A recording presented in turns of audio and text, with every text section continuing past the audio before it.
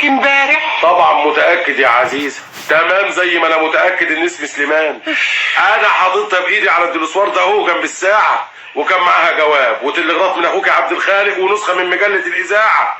انا ما كانش يهمني لو كانت الحاجات دي كلها ضاعت، لكن ورقة ب10 جنيه ما هياش حاجة بسيطة. استغفر الله يا شويش. مفهوم يا فندم مفهوم، بس تسمح سيادتك تقول لي امتى لاحظت انها مش موجودة؟ من قيمة ساعة واحدة بس، وعلى طول رحت مبلغ الاسم فحضرتك جيت. انا اصلي ما احبش اضيع وقت، وخصوصا في ظروف زي دي، لانه اذا كانت انسرقت وهو ده اللي انا بعتقد ومتاكد منه، يبقى الافضل اننا نتخذ الاجراءات بسرعه قبل الحرامي ما يتصرف فيها. طبعا. مظبوط يا فندم مظبوط، ده كلام سليم. على العموم انا لسه برضه محتاج لشويه تفاصيل اكتر من كده. ان شاء الله هنلاقيها باذن. هنسرق. ابوك يا ستي بيقول انها كانت في ظرف ومحطوطه على الدلسوار مع شويه جوابات. ايوه امبارح الصبح وهي دلوقتي مش موجوده. على الدلسوار ده اهو. ايوه ده اهو. طب ما في شويه جوابات اهم، دورتوا فيهم؟ دورنا ولا لقيناش حاجه. الله، ده تلغراف خالي عبد الخالق اهو. ما تنساش يا بابا انه جاي النهارده. سأصل الساعة 12، لا تنتظروني على المحطة. ودلوقتي الساعة 12:30، يعني زمانه جاي. اعمل معروف يا بابا، ما تقولوش على حكاية ال10 جنيه دي لحسن يتضايق. وانت عارف انه جاي ينبسط ويقعد عندنا يومين. انا مالي، انا يقعد يومين ولا يقعد 3؟ يعني هسيب ال10 جنيه تضيع كده وانا ساكت؟ واحنا هنعمل ايه يعني؟ اهي ضاعت وخلاص، ومصيرها برضه تتلاقي. هي دي يعني حاجة غريبة؟ ما احنا بيضيع مننا حاجات كتيرة قوي وفي الاخر برضه بنلاقيها. ايوه لكن دي لا، دي مش ممكن هتتلاقى ابدا. علشان ايه؟ علشان اتسرقت. ما هو مفيش فايده من الكلام ده ابدا. لما اقوم اوضب لخالك عبد الخالق اوضته اللي هينام فيها عن ايه؟ انا اتفضلي.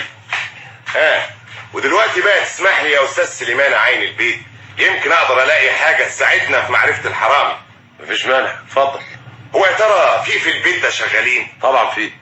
طيب انا كنت احب انهم ما يعرفوش انا جاي علشان ايه، لانه اذا كان واحد منهم هو اللي سارق يبقى الاحسن انه ما يشكش في حاجه، لحسن بعدين يتصرف في ال10 جنيه. وهو كذلك يا شويش. اتفضل من هنا.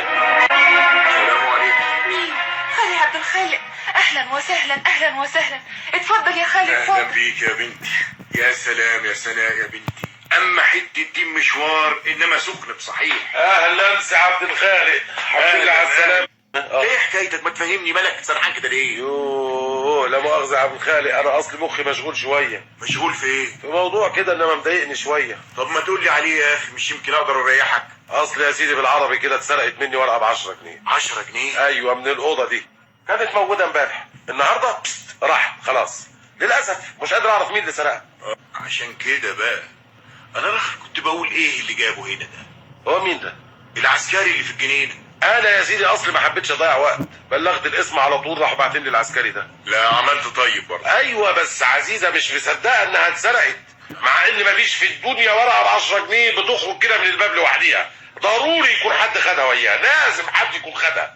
والغريبه ان انا مش قادر اعرف هو مين ده. وغريبه ليه بقى؟ ما هي حاجه طبيعيه. هو يعني الحرامي هيسيب لك اسمه وعنوانه بعد ما يسرق؟ اهلا وسهلا، اهلا وسهلا. الحمد لله على السلامه يا عبد الخالق. الله يسلمك يا عزيزه يا اختي. على فكرة يا خالي، ماما وضبت لك الأوضة البحرية عشان تبقى بعيدة عن أوضة بابا وتقدر تاخد راحتك فيها. ايوه اعملي معروف لحسن سليمان ما بيبطلش شخير طول الليل. ايه الدعايه السيئه دي؟ خلونا احنا في موضوعنا.